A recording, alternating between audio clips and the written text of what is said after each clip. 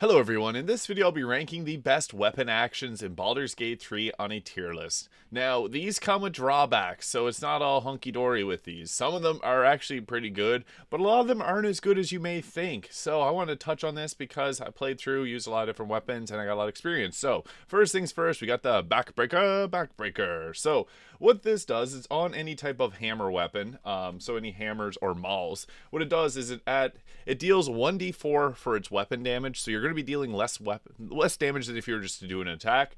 It does that plus your strength dexterity modifier and whatever damage type of the weapon that you're using. But what it does is it possibly can inflict prone on the target. Prone is pretty nice. It's a condition that allows you to get critical hits within 3 meters. Now, prone is nice on the enemy's turn because it ends their turn. And prone on this lasts for 2 turns. So basically whatever you attack them with, and then on their next turn they can stand up. So it is a little bit misleading with that, but it's not bad. I tempted to put it probably B tier. There's some others that are much better, and dealing less damage to knock prone isn't it's not the best thing ever. The ways of this shine is if you're able to attack with this and then set someone else up to attack with advantage, like a rogue for sneak attack. So it can have some usefulness there, but overall, it's just fair. I would say B tier. Next, we got the brace for range. So this will allow you to re-roll your ranged weapon attacks. So both the brace ranged and the brace melee. The ranged version, it takes 6 meters or 20 feet of your movement speed for, I guess, both of these. And it just allows you to re-roll your damage rolls and take the higher result. That's not a bad one overall. Like, using up 6 meters, especially if you're ranged, you're probably not going to run around too much. If you don't have any other option, brace isn't bad, but it's kind of like backbreaker where it doesn't make enough of a difference to make it worthwhile. But if you don't need to move around for that turn, actually I might put the brace for melee down a little bit lower because range typically are going to be, set in place with where you're attacking from. It's not bad, but just not fantastic for re-rolling damage die. Some people might disagree, but if you break it down and do the math on the damage die re-rolling, you only get 1 to 2 extra damage from using this. So 6 meters of movement speed for 1 to 2 damage on your attack. It can be okay, but I just feel like it's not as good as some of the others here, so I just had to put it in that category there. Next, we got cleave. So what this does is it attacks and you're going to hit 3 enemies in a row. And it only does half weapon damage, but there's actually a really cool interaction with this. So if you had the Great Weapon Master, that plus 10 to your damage doesn't get halved. So you can hit 10, 30 damage right there. Also, if you got Divine Smite set up, you can also hit it with that. So any bonus damage doesn't get rolled in half. It's just the weapon damage plus your strength modifier that gets rolled in half. This was not bad. Any type of area of effect can be useful. Sometimes it's good to have this with like the Scrappy Pugilist Charm, which adds another 2 damage to your attacks. I think Cleave's not bad. I might put it in the A tier. Any chance to be able to hit more targets and deal more damage than you would naturally is pretty good in Baldur's Gate 3. It's all about damage and nuking and Nova damage. If you can have 3 targets in a row, or even just 2 targets in a row, with Great Weapon Master, you're going to deal more damage than if you just attacked normally. So 2 enemies with Great Weapon Master, or 3 enemies with Great Weapon Master is better than just a normal attack. So I'd put that up in the A tier. Cleave's pretty good. Now, another thing I want to just make a quick note on, the Tiger Heart Barbarian can get this and it applies bleed, and they can use it as their regular attack multiple times per turn. So Tiger Heart Barbarians are pretty good. Next, we got ourselves Concussive Smash. Now, what's nice about this is it uses your normal weapon damage, so it's not like Backbreaker, which only does a 1d4 of weapon damage. This keeps your normal weapon damage. And inflicts Dazed, which requires a Constitution saving throw. If you don't know what Dazed does, basically what Dazed does is it gives them disadvantage on Wisdom saving throws, they can't take reactions, and they lose their Dexterity bonus to the armor class. What's nice about that, Wisdom saving throws are things like Hold Person, which is the best crowd control in the game. If you attack with Concussive Smash and have like someone else in your team, like a bard, a wizard, a sorcerer, that's able to apply Hold Person, you can do this Concussive Smash, apply a Hold Person, and then attack again with critical hits from 3 meters. So Concussive Smash, definitely S tier. I don't think enough people realize how good this is because it does keep its natural weapon damage, 1. It also will reduce the dexterity bonus to their armor class. So some classes will lose like 2 to 3, even upwards of 4 armor class from this. And it gives them disadvantage on Wisdom saving throws. It's just so good. So I have to put that in the S tier. Concussive Smash is just a very powerful weapon action. So, yeah. Next, we got Disarming Strike. So what this does is it makes the target drop their weapons. They have to succeed a strength saving throw. I am a fan of Disarming Strike. This is also one that you can get as a Battle Master fighter.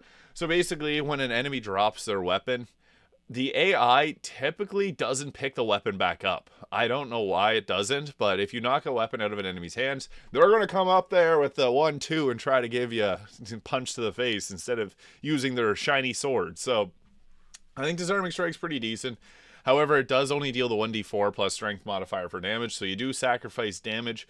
But on the right target, Disarming Strike can be quite nice, and this is basically a Battlemaster fighter maneuver that you can use once per short rest. So yeah, I would say A tier, maybe B tier to A tier. Prone is good, but knocking a weapon out of an enemy's hand just means their damage is going to go plummeting to the ground. So yeah, definitely an A tier. Next, we have Flourish, and this is another one that's really good because it's a bonus action. So we can attack with this, and it doesn't deal the most damage. It only does 1d4 bludgeoning damage, but it can inflict off balance. So when a target's off balance, you can attack them again and potentially knock them prone. So whenever they have off balance, they have disadvantage on strength and dexterity saving throws or ability checks, and attack rolls against them have advantage. So that's nice because you can give yourself advantage. So basically, I would say the best use of Flourish is if you have like any rogue multiclass, you can attack with Flourish with your bonus action and then go sneak attack. Get it with that advantage because that's going to give you advantage on your attack. So I would say Flourish is probably like a high A tier to an S tier. Rogues are... I like the rogue class, but they're just not as strong as a lot of the other classes in this game. So any little benefit you can get to benefit your rogue is always good. So this could mean the difference between not getting your sneak attack off per turn and getting your sneak attack off. So I have to put that up in the S tier just because it's a nice one to have advantage on your next attack. Next, we got ourselves the Hamstring Shot. So this is an interesting one because Hamstring Shot will apply Hamstrung. Basically, this one keeps your normal weapon damage, which is nice, but Hamstring means that they have 50% less movement speed. And actually an interesting interaction. So Hamstring Shot, if the target is prone and you hit them with Hamstring Shot, they won't get back up on the next turn. Also, if a target's prone in plant growth, they won't get back up because they don't have enough movement speed. So to be able to get back up, a target has to have 50% of their movement speed, and this will reduce it to that point.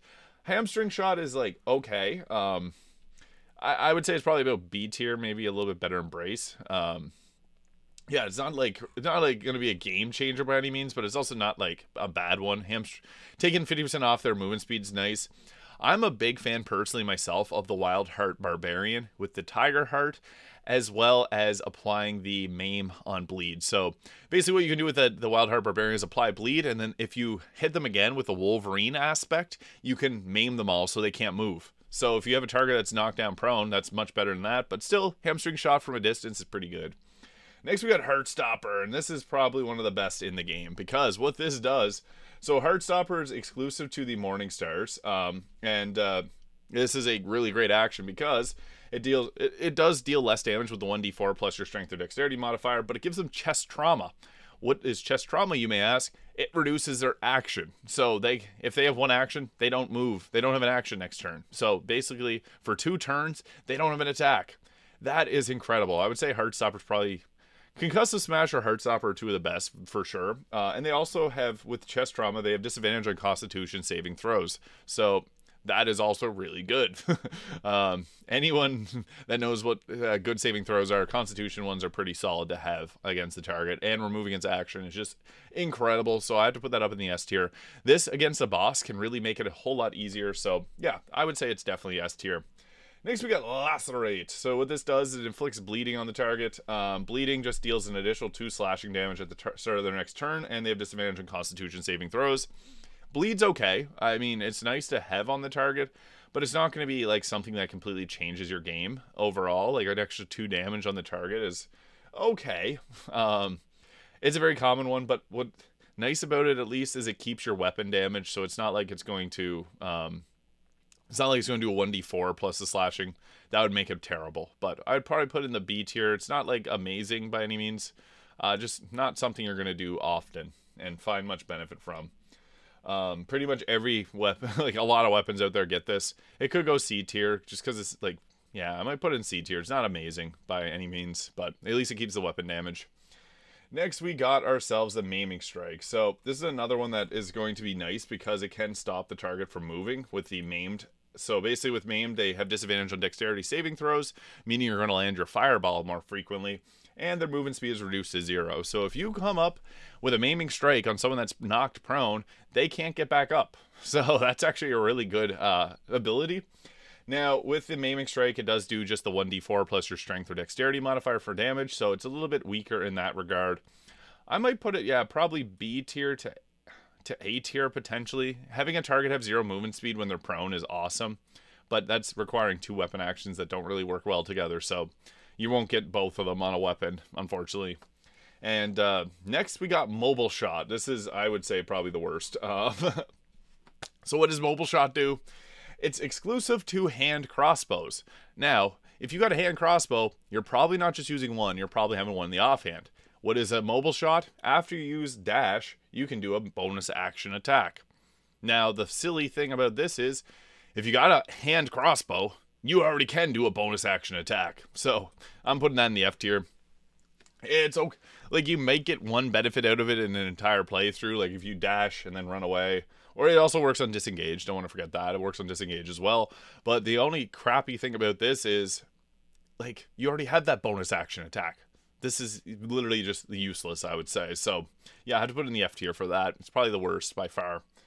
Next, we got ourselves the piercing shot. So what this does is it inflicts gaping wounds. Gaping wounds, whenever you attack the target, attacks will deal an additional 2 piercing damage, and it's restored by healing.